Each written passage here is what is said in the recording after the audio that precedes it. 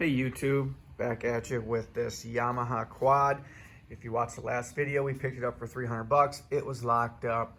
We did some work to it, played with the valves in the head, got it together. Still didn't have the compression we wanted, so we ordered some valves, and that's where we ended that video.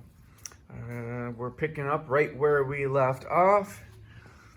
I looked at the cylinder. Cylinder looked great. There were no scores. So I guess it's just valves. These are the valves we ordered. 14 bucks on Amazon.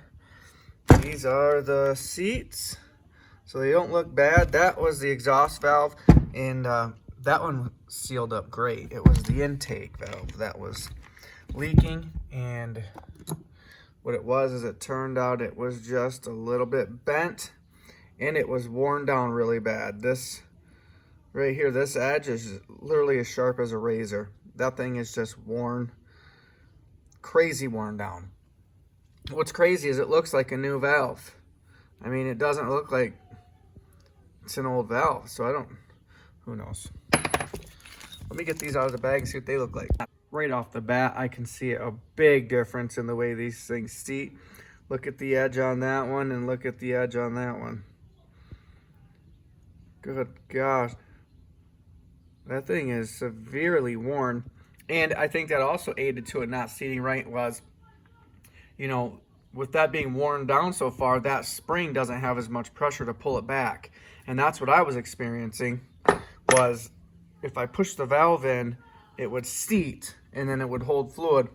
But then once it went, you got it moving, it wouldn't pull it back far enough to actually seat it. So we're gonna yeet those.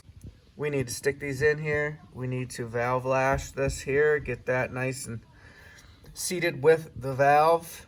Let's see how they're actually gonna fit in there anyway. Yeah, look at that. That already looks tons better. So let's get that done.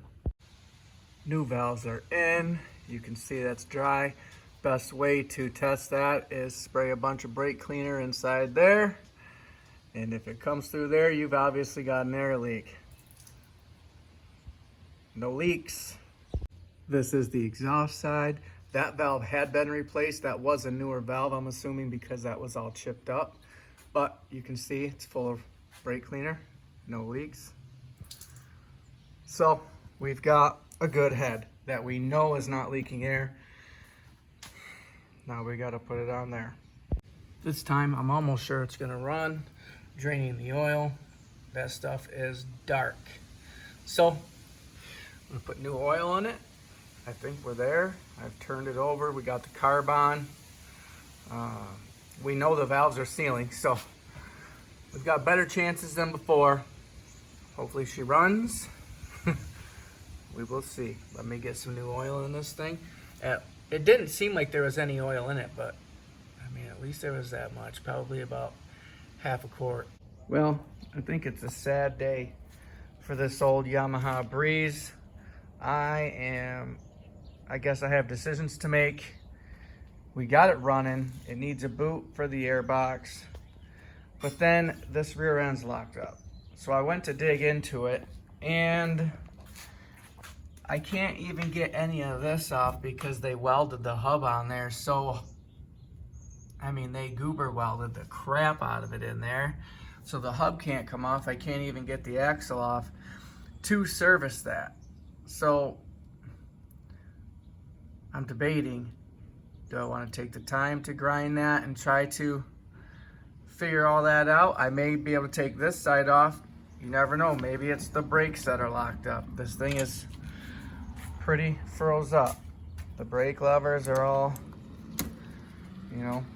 I went ahead and put the plastics back on it. We're all done up here.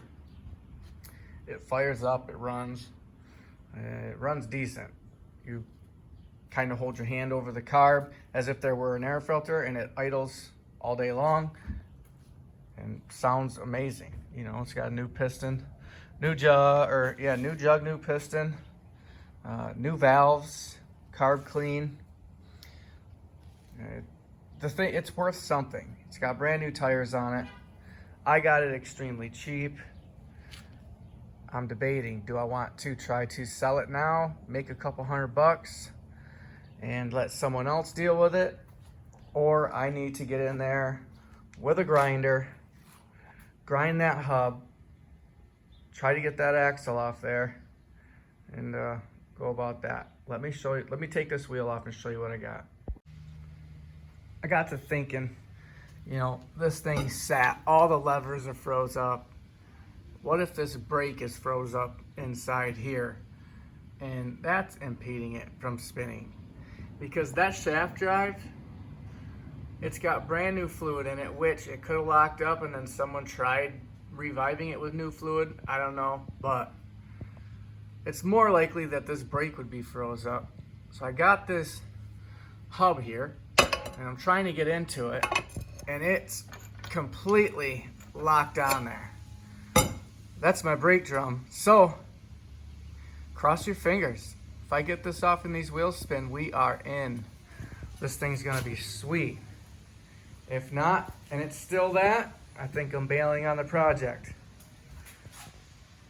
Let me dig into this a little bit more and see what we got.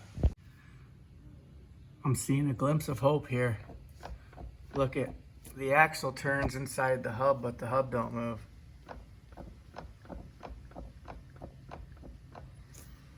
Oh man, this would be sweet. That thing is completely stuck on there. I've been fighting it for 20 minutes, been spraying stuff inside there, beating on it, prying on it with a crowbar. She's fighting. That sure does seem like our culprit. If that's that stuck, I mean, jeez. It's gotta be it. What a battle. Look at that. You can see where the actual pad is stuck to the drum. Here's the other one. I actually ripped it off. That was stuck inside there. These are our pads right here. And you can see how much the quad moved. I was reefing on this thing. I didn't care if I broke it or not. How do these go back on? Probably like that. So we're gonna need to clean all this up, but check this out. Oh boy. And it sounds smooth. We are in. Man, I'm so glad I didn't give up on this thing. One person said, just keep going. And thankfully I listened. First thing I did was back these off and I was like, man, those seem mighty solid. So, wow. That no bearing play whatsoever.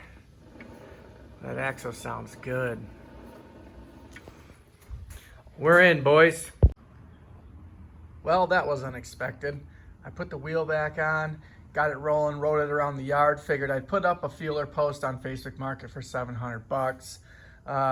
Someone came and bought it in less than 40 minutes. First guy said, I'm on my way, came and picked it up.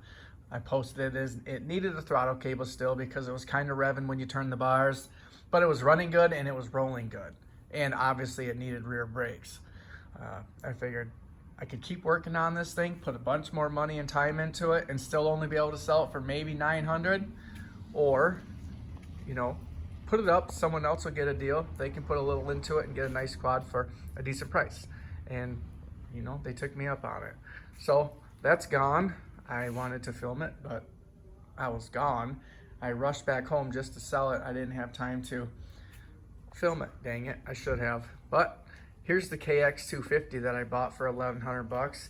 It was in a pile of parts. I was gonna do a video on this, but I did all the clips on YouTube Shorts, and that seems to work out on Shorts. But we got it together. It was literally a front forks, a wheel, and a frame and a motor. Everything else was in bins. I ended up buying a rear tire off Facebook Market used. I got a rear and a front for $50. So I used the rear. Obviously I still have the front, but I have this thing posted for $2,400. We'll see if I can swing it. But it's a 2000 KX250, runs like a champ, extremely fast, extremely deadly. So there's that. And then I picked this up yesterday, 1991 CR500. I'll do a video on that. You'll have to come back and check it out. As for now, looking for more projects to work on. Peace.